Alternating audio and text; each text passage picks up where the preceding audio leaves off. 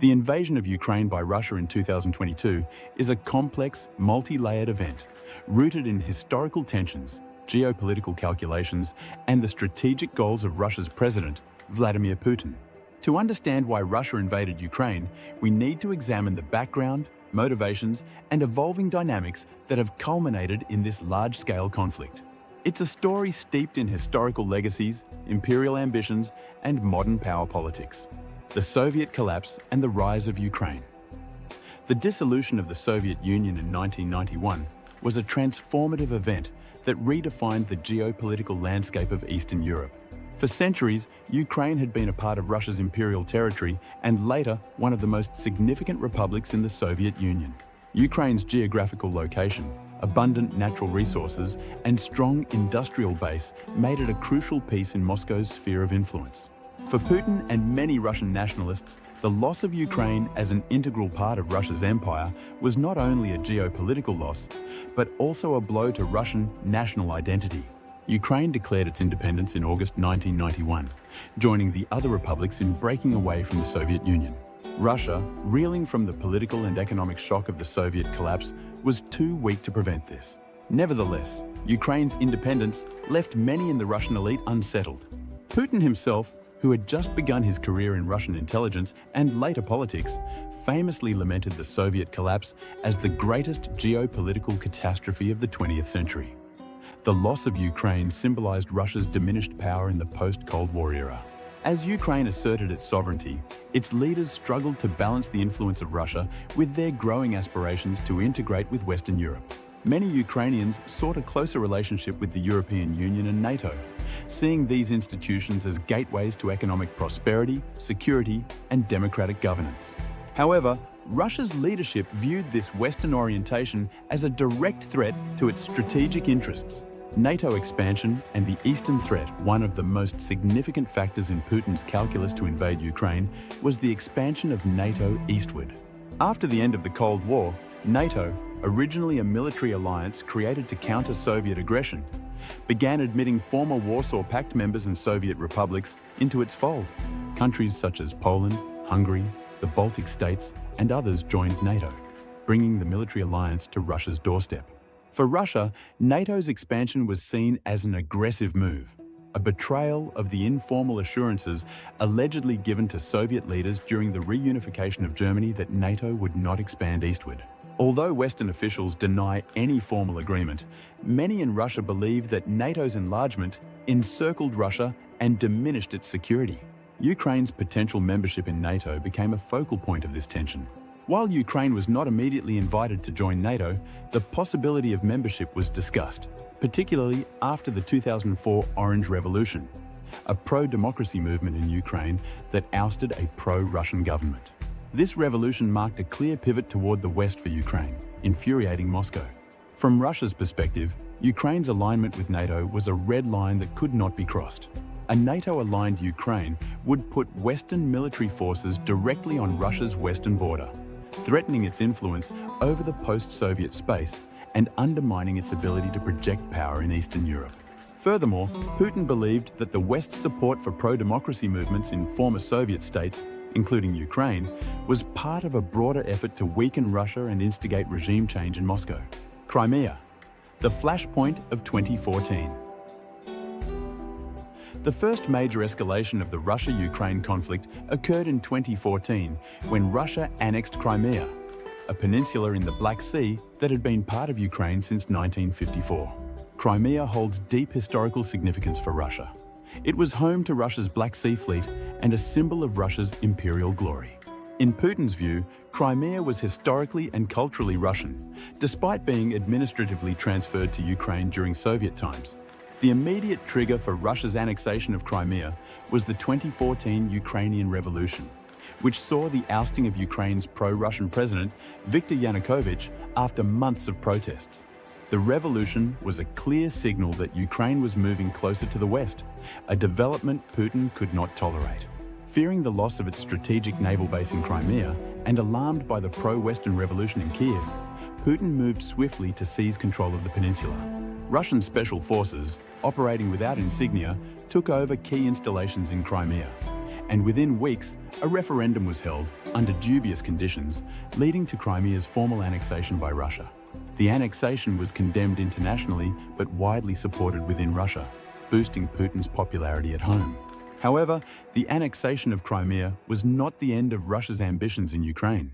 In the eastern regions of Donetsk and Luhansk, pro-Russian separatists, with covert support from Moscow, declared independence from Ukraine.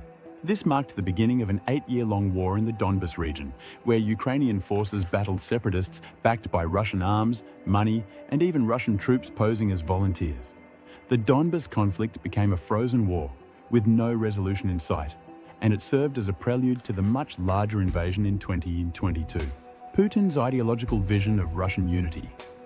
Beyond geopolitical considerations, Putin's decision to invade Ukraine is driven by an ideological belief in the unity of Russia, Ukraine, and Belarus.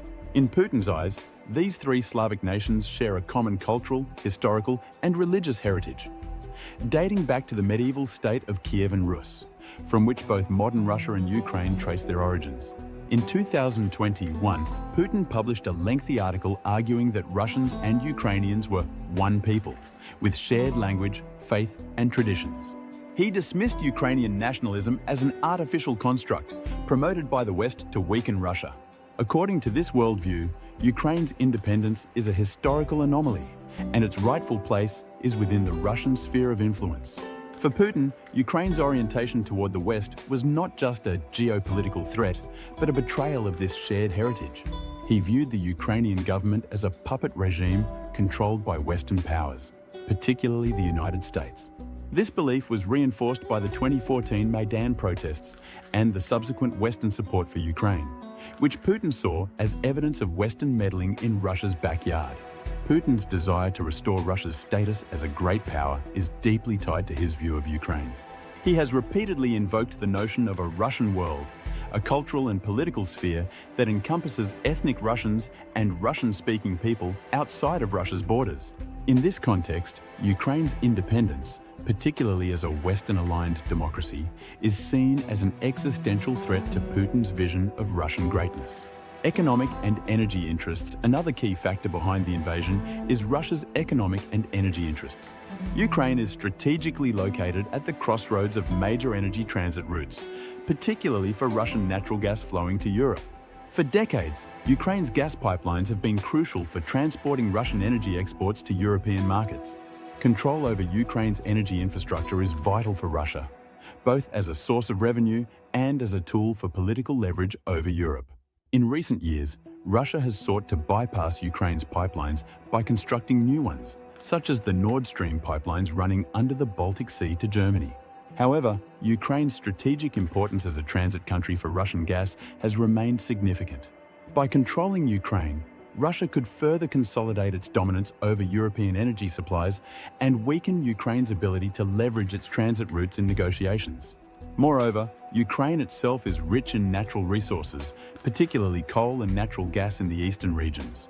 Controlling these resources would enhance Russia's economic power and deprive Ukraine of valuable assets that could support its independence and economic development. The failure of diplomacy and escalation of tensions.